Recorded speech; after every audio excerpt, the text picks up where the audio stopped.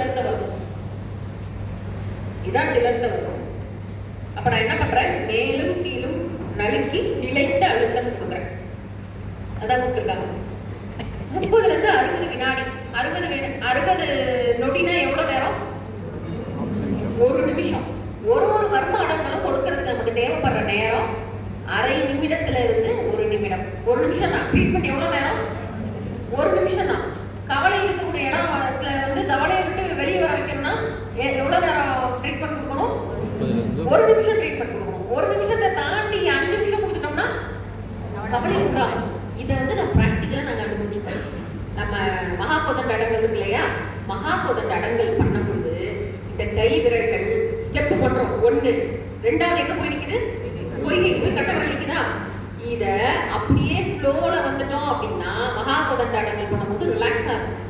அப்படி ஃப்ளோல வராம ஒரு சில வர்மம் சார்ந்ததை முழுமையா நம்ம தெரியாமலோ அறியாமலோ பிராக்டிஸ் பண்றவங்க இருக்காங்க இல்லையா, அல்லது எக்ஸாம்பிள் ஒரு பார்லர் போறீங்க, என்ன பண்றாங்க, குருத்தை ரிலாக்ஸ் பண்றதுக்காக ஏதோ ஒன்று பண்றாங்க வைங்களேன் உங்களுக்கு.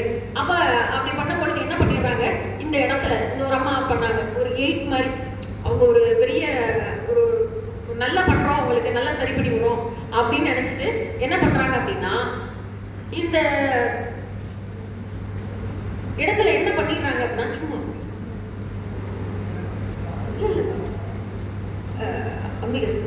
சரி தம்பி வருவாங்க. அப்ப அவங்க என்ன பண்ணிட்டாங்க அப்படின்னா தெரியும். இப்ப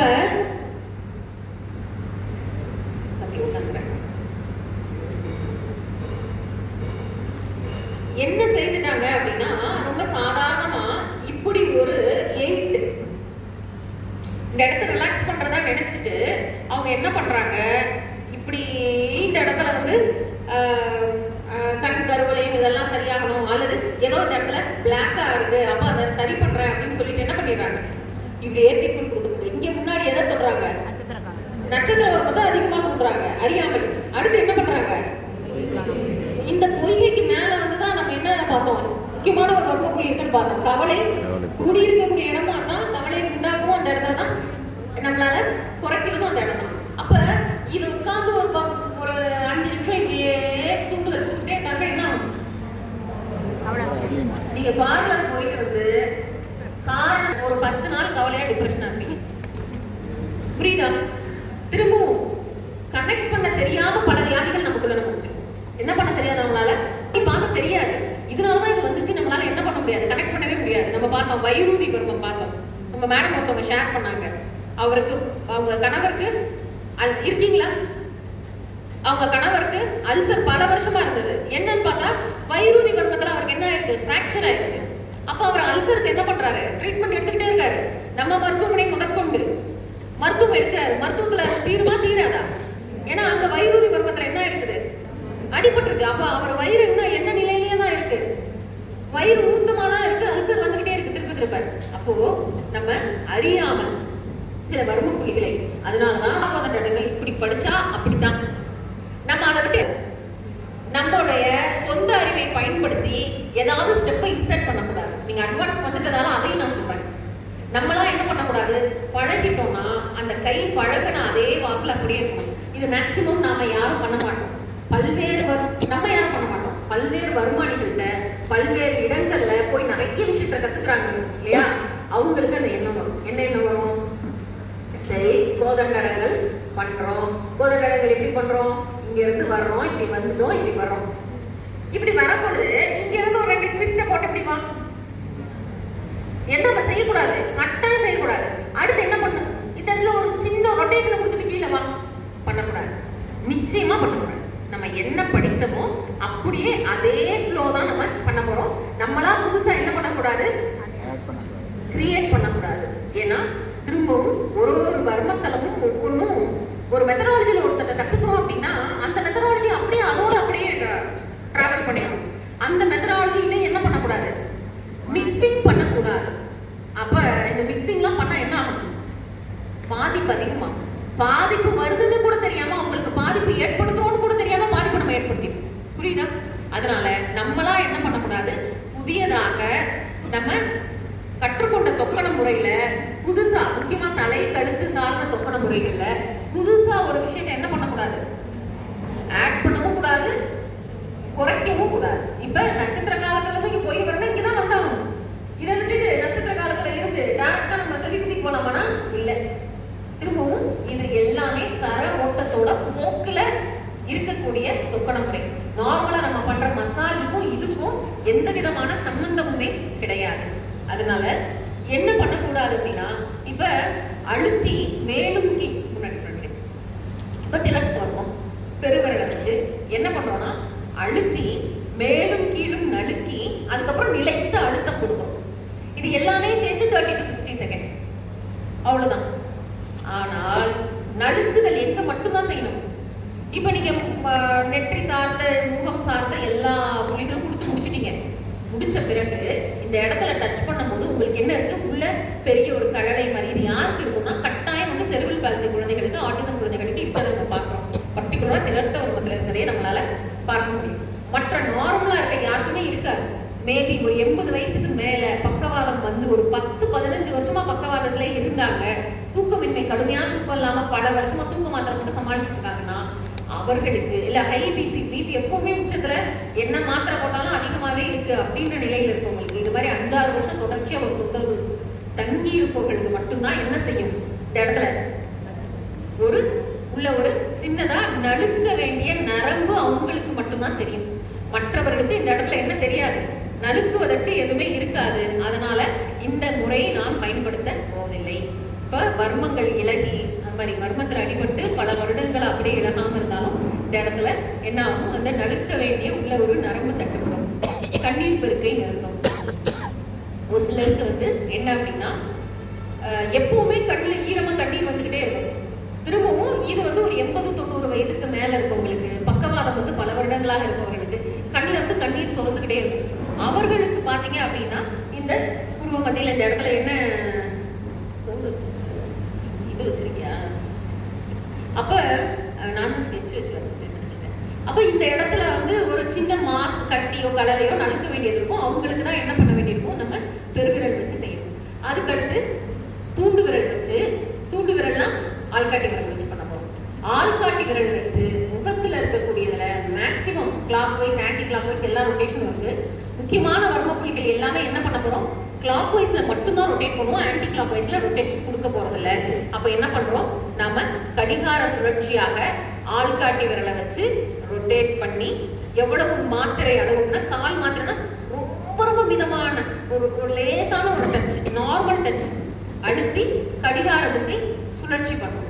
இது என்ன பண்ணும் அப்படின்னா, திரும்பவும் நம்ம ஆட்டிசம், செரிபிரல் பால்சி, கடுமையான தூக்கமின்மை இருக்கவங்க இவங்களுக்குலாம் பண்ணலாம். மூளைக்கான மாசி ஓட்டத்தை சரி பண்ணும், மூளை பலப்படுறதுக்கு, இனப்பெருக்க குறைபாடுகள் சரியாகிறதுக்கு. நம்ம பிட்யூட்டரி செக்ரீஷனை வந்து நம்ம அதிகப்படுத்தணும்னா எப்படி எல்லா ஹார்மோன்ஸும் பேலன்ஸ் ஆகுமோ அதை வந்து நம்ம என்ன பண்ணலாம், இந்த தூண்டு விரல் அல்லது நடுவிரல் வச்சு நீங்க வலம் சுழற்சி மட்டும்தான் பண்ணணும். கிளாக் வைஸ் மட்டும்தான். கட்டாயமாக திலட்ட வருடத்துல ஆன்டி கிளாக் வைஸ் ரொட்டேஷன் பண்ணவே கூடாது, எக்காரணம் கொண்டு பண்ணக்கூடாது, கிளாக் வைஸ் ரொட்டேஷன் மட்டும்தான். அடுத்து திரும்ப தூண்டு விரல் மூலமாக மென் தொடுதல், ஃபெதர் டச். நீங்க தொட்டிங்களா தொடலையா அப்படின்னு இருக்க அளவுக்கு உங்களுக்கு தெரியும். அப்ப இதுதான்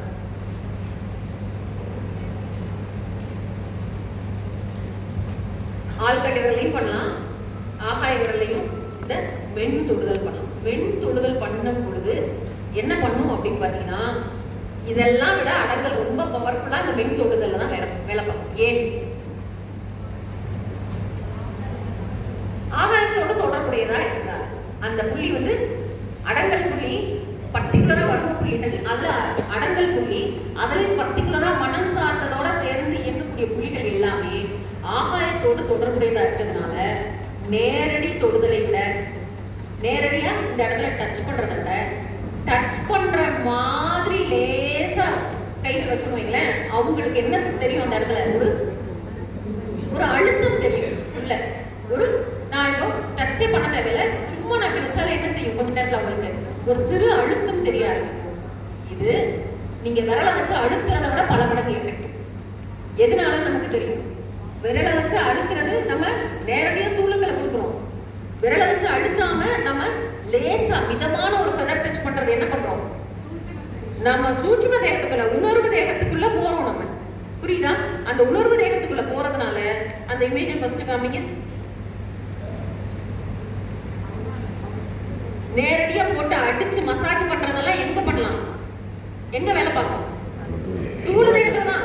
அடிச்சு இறங்கி மசாஜ் பண்றதெல்லாம் இந்த லெவல்ல தான் வேலை பார்க்கும். இந்த ஃபெதர் டச் இருக்கு இல்லையா, பட்டும் படாம மெதுவா தொடுறது வந்து இந்த சூக்கும தேகத்துல வேலை பார்க்க முடியும். ஓகேவா? அப்ப மென்மையான தொடுதல் ரொம்ப பவர்ஃபுல்லா, ஸ்ட்ராங்கான கிரிப் ரொம்ப பவர்ஃபுல்லா. மென்மையான தொடுதல் தான் ரொம்ப பவர்ஃபுல். அடங்கலை பொறுத்தவரை ரொம்ப ரொம்ப பவர்ஃபுல். அப்போ என்ன பண்றோம்? மென் தொடுதல் எவ்வளவு கொடுத்துருக்காங்க? 160ல இருந்து 180னா அப்படியே ஒரு ஃபெதர் வந்து நம்ம மேல டச் பண்ணுச்சுன்னா எந்த அளவோ அந்த அளவு தான் டச். தூண்டுகளால லேசா டச் பண்ணும். மனம் அமைதி அடைந்து நினைவு திறன் கூடுவதற்கான அடுத்து இது என்ன பண்ணலாம் அப்படின்னா, அடிக்கடி தூண்டக்கூடாது. காலை வேலை, அதுவும் குறுகிய காலம் மட்டுமே, தேவைப்படும் பொழுது மட்டும் தூண்டுனா போதும். திரும்பவும் ஆட்டிசம் குழந்தைகளுக்கும் இவங்களுக்கு மட்டும் தான் தூண்ட போறோம். நம்ம தியரி செஷன்ல என்னெல்லாம் பார்த்தோம்? இந்த புள்ளி தூண்டுவதனால் என்னெல்லாம் பலன் கிடைக்கும் பார்த்தோம்.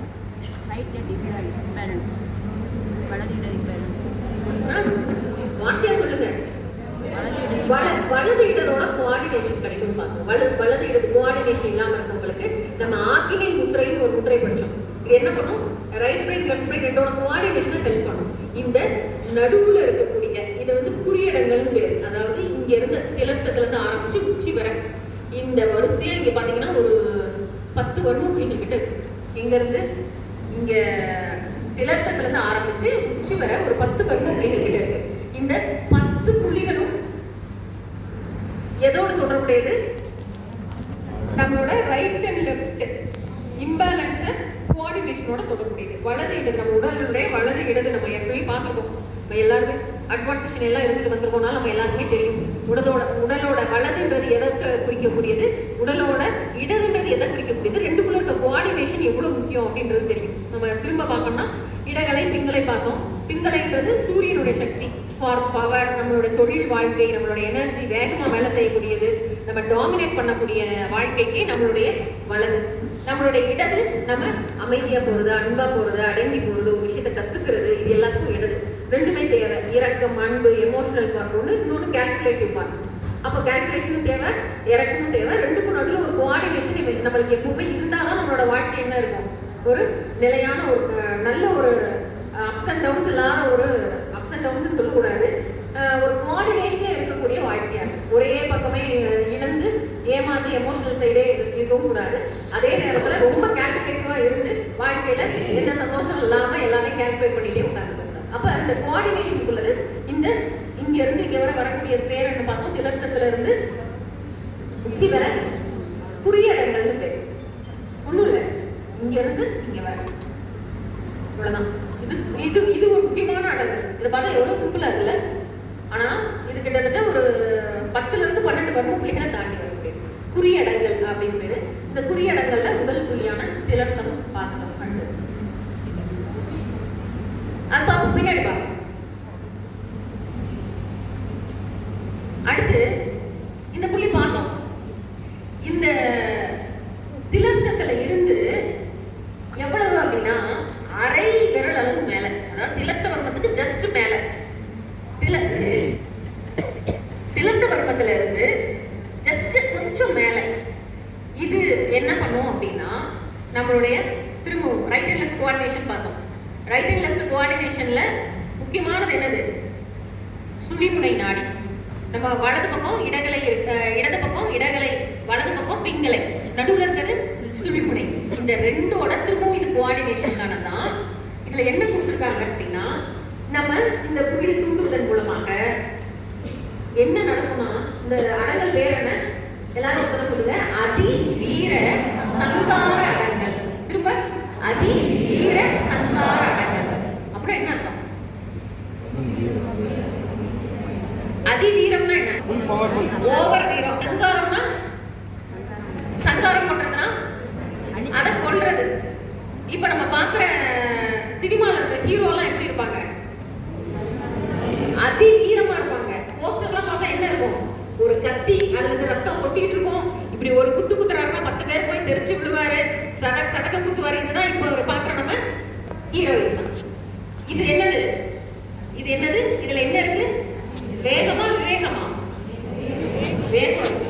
ஒரு 10 பேரை அடிச்சு துவம்சம் பண்ணிட்டா அந்த பிரச்சனை சால்வ் ஆயிருமா? நிச்சயமா. ஆனா இந்த அதி வீரம் என்ன பண்ண சொல்லும்? அப்ப அந்த 10 பேரை அடிக்க சொல்லும். அந்த வீரத்தை சங்காரம் பண்ணா என்ன வரும்? அதி வீரத்தை சங்காரம் பண்ணா விவேகம். அப்ப நமக்கு என்ன தேவை? அதி வீரம் தேவையில்லை, நமக்கு தேவை வேகம். வேகம் தான். அந்த வேகமே எப்படிப்பட்ட